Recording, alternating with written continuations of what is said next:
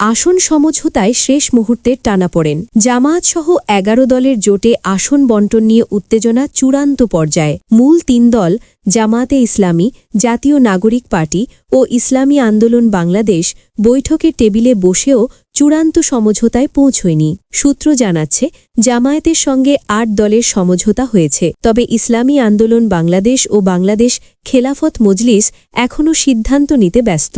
ইসলামী আন্দোলনের শুরা বৈঠক রাত ১১টা পর্যন্ত চলেছে, আর খেলাফত মজলিস আজ সকালে শুরা বৈঠক ডেকেছে।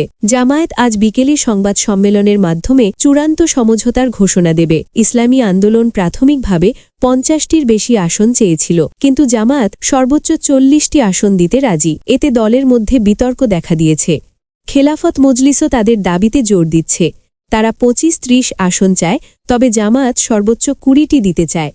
অন্য দলগুলো জাতীয় নাগরিক পার্টি, লিবারেল ডেমোক্রেটিক পার্টি, আমার বাংলাদেশ পার্টি ও বাংলাদেশ ডেভেলপমেন্ট পার্টি প্রাথমিকভাবে সমঝোতায় সম্মত হয়েছে।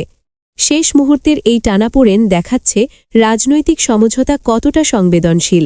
আজ বিকেলের সংবাদ সম্মেলন ১১ দলের জোটের নির্বাচনী কৌশল এবং দেশের নির্বাচনী মানচিত্রের চূড়ান্ত রূপরেখা ঠিক করবে।